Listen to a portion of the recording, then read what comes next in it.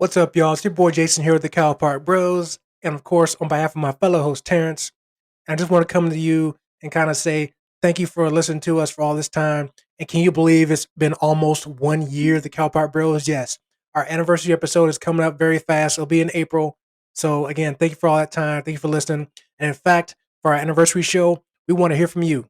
We want to hear from you. We want to hear messages from you, whether it be go to our website, send us an actual voice message, or going to our voicemail, sending it that way, or just sending us a message on social media. We want to hear from you. We want to know what your favorite part of the Cowpart Bros is, what you've enjoyed the most, what you haven't enjoyed, what you love the most, favorite segments, favorite moments, whatever it may be. We just want to hear from you. And whatever we receive, we're going to incorporate that into our anniversary episode and just enjoy the fact that, again, 1 year almost of the Cal Park Bros. And that wouldn't happen because of you guys. So thank you very much. And again, we want to hear from you. So again, make sure you go to calpartbros.com, click on the message little button there. That'll give you the option to send us a voice message, which we can play on the show. Or you can go to 405-877-BROS. Call us there, leave a voice message there as well. Again, also want to use that for the show. And again, also, if you want to hit us up on social media or send us an email to calpartbros@gmail.com, we'll take it that way as well. But make sure you get on that and do that so we can get that done. We can hear your voice. We want to hear from you. All right. But always don't forget, when it comes to the Cal Park Bros, make sure you like us, love us, share us, and follow us. Because if you like us, why wouldn't you? Welcome back to the Cow Park Bros podcast. Jason and I are fresh off the segment regarding the Spotify standoff between musicians and podcasters with the Joe Rogan Experience. In the second segment, we're going to be talking about the Rooney Rule. For many of us, as soon as the NFL season ends for our particular team, if they're not in the playoffs, we begin to think about who we're going to have as a head coach. And for many of us, it has been a big concern how many, specifically for a league that's 70% black, how many black men are actually having the opportunity to actually serve as a head coach. We understand there's only 32 jobs, but for a league that's 7 out of 10 players happen to be black, one head coach, it's kind of suspect. And oh boy, it's been a fun week regarding the Rooney Rule already. I'm actually referencing an article from Yahoo Sports. Former Dolphins coach Brian Flores suing the NFL teams, the Giants. I believe he's also suing 3 other teams. The Giants, the Dolphins, and the Broncos, claiming racism and hiring process. And so Brian Flores was one of the last coaches, black coaches in the National Football League before he was unceremoniously fired, despite not having a losing record the last 2 years. And Jason, I'm actually referencing the article by Jason Owens. Former Miami Dolphins head coach Brian Flores has filed a class action lawsuit against the NFL, the New York Giants, the Denver Broncos, and his former team, the Dolphins, claiming racial discrimination in the league's hiring process for coaches and executives. Flores filed a suit in the Southern District of New York on Tuesday. In it, he accuses Dolphins owner Stephen Ross of offering him $100,000 for every loss in an effort to tank the number 1 draft pick during the 2019 NFL season. It includes texts he alleges are from New England Patriots head coach Bill Belichick, demonstrating that the Giants conducted an interview with Flores while knowing that they intended to hire Brian DeBole as head coach. The suit alleges that the Giants interviewed Flores simply to satisfy the NFL's Rooney Rule mandate, requiring that teams interview minority candidates. Now, what's ironic is, Jason, I feel like we kind of already had the opinion that a good chunk of the Rooney Rule is just for show.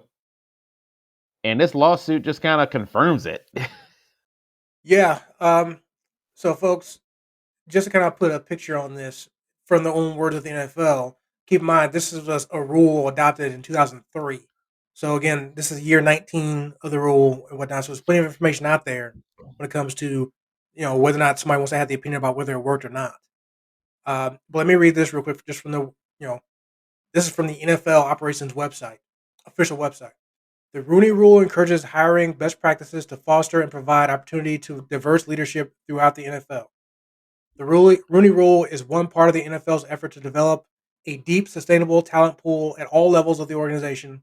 The policy promotes diverse leadership among NFL clubs to ensure that promising candidates have the opportunity to prove they have the necessary skills and qualifications to excel. Through hiring best practices, the Rooney Rule aims to increase the number of minorities hired in head coach, general manager, and executive positions. This diversity enriches the game and creates a more effective quality organization from top to bottom. So, just putting it out there again, what the NFL website has about the Rooney Rule, why it was created, so forth and so forth. So, exactly. So, here's the thing: the rule itself only encourages teams to interview minority candidates.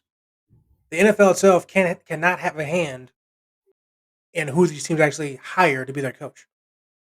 And we see that as an example here, where a text went out to Brian Flores 3 days before, you know, even had the interview.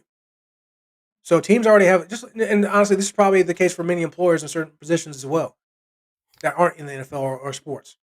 When they post a position, they already have an idea about who they want to hire. This Rooney Rule is not going to change that. All it does is encourage a minority candidate to get in front of the face of somebody to be interviewed. Now that's that person's chance to wow the person that's doing the interviewing. But again, if they already have somebody they wouldn't mind to hire, Rooney Rule is not going to help that. Is what it is. Like I mentioned, 32 jobs currently in the NFL. Only one of them is actively held by a black head coach. Now, I do want to say this just from another perspective. The Rooney Rule isn't necessarily about just black head coaches. It is about all minority coaches or people of color, people who aren't white or male for that reason. There are other people that fit that bill currently in the head coaching ranks. I believe this gentleman with the Jets. I can't pronounce his name. I don't want to mess it up, so I don't want to say it. But the current Jets head coach is a minority, so there is that. Just putting it out there. But yeah, as far as black coaches, there's only one, Mike Tomlin in Pittsburgh, who's been there for 15 years since '07. So he's tenured. But yeah, definitely not enough. I'm definitely going to spit some numbers at people on this so you can get your own opinion about what's working and what isn't. But Terrence, what are your thoughts about the Rooney Rule now that we're 19 years or so into it? Some of my initial thoughts. Number one, this isn't to ignore that there are other minority head coaches in the National Football League. But God damn it, this is Black History Month, and I'll be damned if a league that is uber black on the field is not we're not getting a fair shake when it comes to head coaching opportunities. Can we still say Black History Month, or is that illegal now to say that? It's legal as fuck here on the Cow Park Bros podcast. Good. Let's keep it that way. Shit. Supreme Court ain't got nothing on that. And listen, as Bears fans, we have no problem if the coach is white. Okay, like that's not the issue. That's not the issue. The issue is I want the opportunities that are available historically to white men. I want those same opportunities available to black men. That's what I want. And objectively, we're not there. And that's why our hopes and dreams rest on the Rooney family in Pittsburgh being just so loyal and enamored with Mike Tomlin that they don't get rid of him.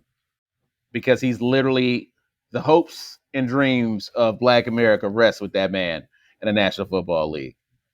Now, fortunately for him, he's never had a losing record. Hell, made the playoffs.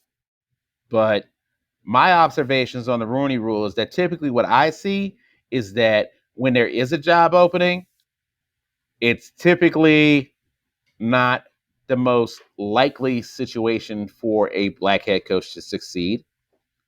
David Culley and with the Houston Texans, perfect example of that. And another observation that I have is just in general, they don't get nearly the amount of time to potentially figure it out in year 2 or year 3, right? And so there's just a lot of distrust with the rule because yeah, on paper it sounds good, but in application, I'm not seeing us get um uh, the the best opportunities or even the benefit of the doubt. I mean, it's kind of crazy that Brian Flores didn't have a losing record and he got shipped out, right? That lawsuit seems to paint a bigger picture in play. I remember years back when Art Shell, and respect to Art Shell, first black head coach in the National Football League, right? I'm not sure if that's totally accurate, but he's yeah. One of the first, highly respected, but he was long past his prime as far as head coaching goes. And I know for a fact that he was being paraded as a, hey, we're just making sure we already know the guy we're going to hire, but we're going to parade him through as the minority candidate that was interviewed. Actually, a little more about Brian Flores and his time with the Dolphins, which was only 2 years. Um, correct. They were 9-8 this past season, but they were 10-6 the year before. With that being said, he was the only coach in the last 20 years to register back-to-back winning seasons as a Dolphins head coach. Fired anyway. And not to mention the team started 1-7, but they finished 9-8. So, granted, 9-8 on a 17-game schedule may not be the best record, but it's still a winning record. Still better than what anybody would have thought they would have been after being 1-7. I was already trashing the Dolphins as being the worst team in the NFL. Not saying that now, so but again, not good enough. So we'll see who they hire after this. We'll see. But one thing I do kind of have to put in here is that what really are the qualifications to even be a head coach? Are there any? Like take your employer, your job circle, or anyone you've been in before. Wasn't there some sort of path when it comes to being promoted up within the system once you get there? Or are there not qualifications for every position that you've applied for in your life? You know what I mean? But what are the qualifications to be an NFL head coach? Does anybody know? I have to say it's not necessarily a head coaching experience because we've seen individuals get these head coaching jobs who had no head coaching experience anywhere before, sometimes even on any level, be it they're getting the job. So I think there's some of that is that. Sometimes nepotism. That's also a reason people get head coaches. Yeah, I did say that. I did find an article about this that talks about it on globalsportsmatters.com, dated from January 19th of this year. And it did mention that, let me find the numbers here, that there's a good portion of people who are head coaches in the league were either related to a previous head coach in the NFL or married into that family. So there's that there, which, that I'm sure that happens in many other employers. Nepotism helps. But the problem is it just keeps rotating coaches in and out. That's the problem. When you say nepotism, what do you mean by that? Like, how are you defining nepotism? I know what it means, but can you give a scenario in which the NFL is effectively going to the well on that? Be like a individual situation or just like numbers Yeah, wise? yeah, yeah. I'd have to kind of go through the coaching list as of right now. See who's currently kind of taking advantage of that. But I did find some numbers here regarding that. I had to kind of dig them out and find it. Bear with me 1 second, sir. And this, folks, will edit this out. But feel free to continue any diatribe you might have while I find this stuff, sir. No, I was thinking like, are you using like the Shanahan coaching tree?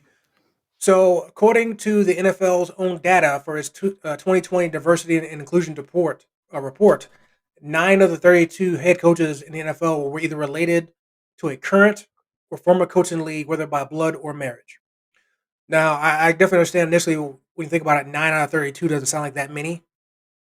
But when you do the percentages on that, That's still a good portion of those jobs where people potentially are only getting that job because of their connection. I think, now obviously they're not coaching the league now, but I'm thinking of Rex Ryan, people like that. Not to say he wasn't a good coach or anything, but was the reason why he got the job because of his dad being Buddy Ryan. Same thing with Rob Ryan, who was never a head coach, but he was a coordinator in the league. Did they get those jobs because of their Orion? Now, granted, Buddy Ryan was a great coach, so I'm sure they're hoping the apple didn't fall far from that Ryan tree, which it may or may not have. And I don't want to put this just on the Ryan family, but I just used him as an example of off the top of my head that I can think of in that situation there. Uh, coach of Zach Taylor, named head coach of the Cincinnati Bengals in 2019. Entered the NFL coaching ranks just 7 years earlier as a Dolphins assistant quarterbacks coach. His father-in-law is a longtime coach, Mike Sherman, who was offensive coordinator in Miami and gave Tyler that first job in the league. So, just one example of many others as well. Um, yeah, I think those are also problems with all this too. There's no, not to say that you and I need to know what the qualifications are to be a head coach, but are there any type of requirements at all? I'll say, hey, you have to have this much experience doing this or that much experience doing that.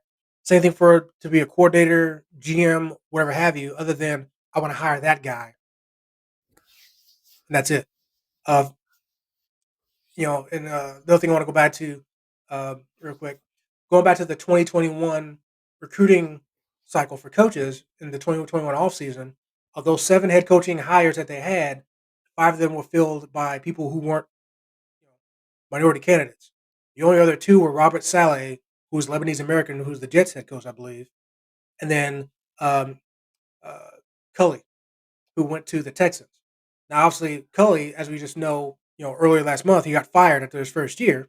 And people even remember when he got hired, they felt like he was just keeping the seat warm for who they wanted at the time, Josh McCown, former quarterback who never been head coach in the league.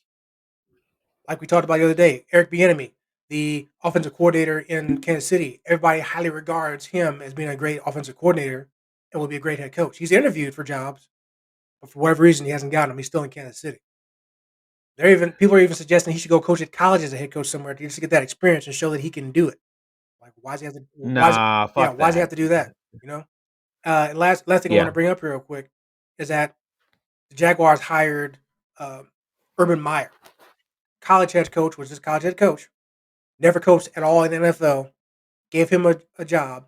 They interviewed other candidates, but he got the job, even despite all the scandals he had as a college coach. Not that those scandals are relative to whatever would have happened or not happened in the NFL, but that would have been reason for them not to hire him over somebody else. So go ahead and jump in here, bud. Yeah, I think, and it's not saying that, oh, you have to be a head coach somewhere else like college. I think for me, and I'm not begrudging people that, oh, your dad, coached in the league, like the Kyle Shanahan situation. I don't really give a shit about that because if my dad was a head coach in the National Football League, you know what I'd be pissed off if I didn't get the hookup on, fam. I can't get like some sort of ball boy connect, to start somewhere. Right, I feel that, but I guess what the point of all it is that are you just hire them just because of their name, despite the fact that they have no experience, or people who are experienced in the NFL, whether it be head coaching or not, they actually have done something in the league, whether it be coordinator, special teams coach, whatever it may be. I think and that's where the problem comes into play. Yeah, I understand you wanted to consider your relative, but at the expense of just giving them a job because they're your blood or they're married to your daughter, or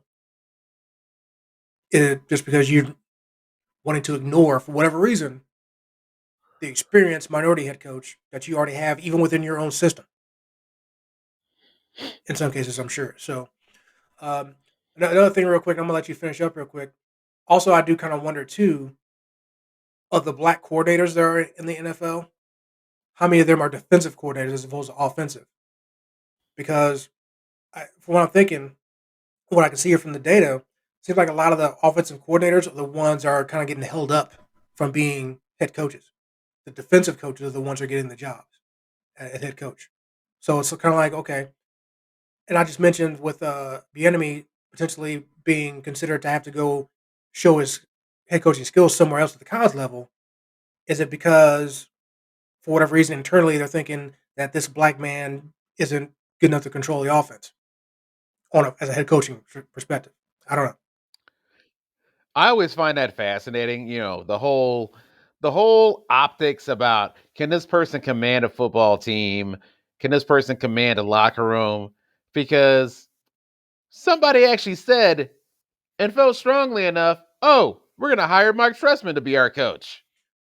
Well, I'll tell you what. And now I see, they're talking about Byron Leftwich being a head coach somewhere. Obviously, former NFL quarterback who's running offense for the team, led a team to the playoffs. The Jaguars of all Right. teams, by the way. So I guess that may be tested now because he's kind of getting that same, not so much as enemy, but he's kind of in that same vein to say that, okay, people are recognizing that he at least deserves an opportunity to be a head coach. But will somebody allow him to do so? Or how long would it take him being a coordinator or going to college coach somewhere before he can get a head coaching job in the NFL? That may be the true test because obviously he's shown that he can run an offense because he's been on the field doing it. Yeah. Yeah. I think for me, it's really about getting into that pipeline of opportunities.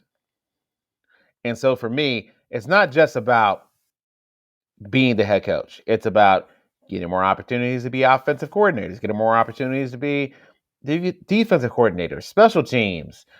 Um, and that's not even just the coaching side, but the player development, general manager. Look at the new GM of the Bears. He didn't just start off as a GM. He started off as, on the player development side, and he worked his way up. We need more opportunities for that to kind of coalesce. And that's really what our main critique against the Rooney Rule and the National Football League is, that on paper the rule sounds nice, but until those opportunities are more holistic and you have a less of an opportunity to get sued to kingdom come by somebody like Brian Flores, then it really is going to be lip service. So Last thing, as I'm sitting here talking and listening to you and everything, I'm just kind of thinking maybe some of the solve of this could be, like you said, the pipeline. You know, there's plenty of, like I said, there's plenty of African or minority coaches out there currently in the league right now, whether it be coordinators, team specialty coaches, whatever it may be.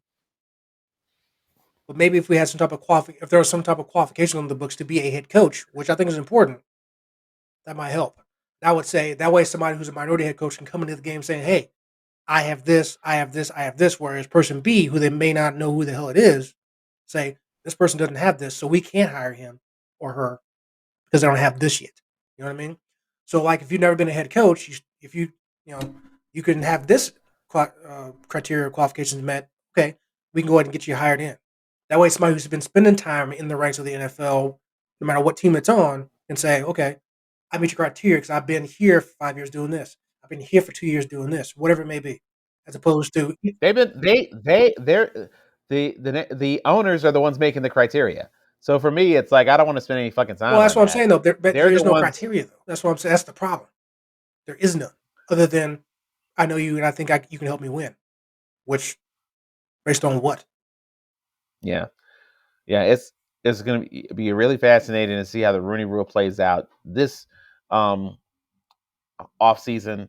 Um, yeah, Mike Tomlin needs some company, dog. That's all I'm gonna say. Yep, seven or I think it's eight, there's eight. There were at least eight head coaching spots open at one point. I know the Bears filled some of that already. So, yeah. So there you go. All right.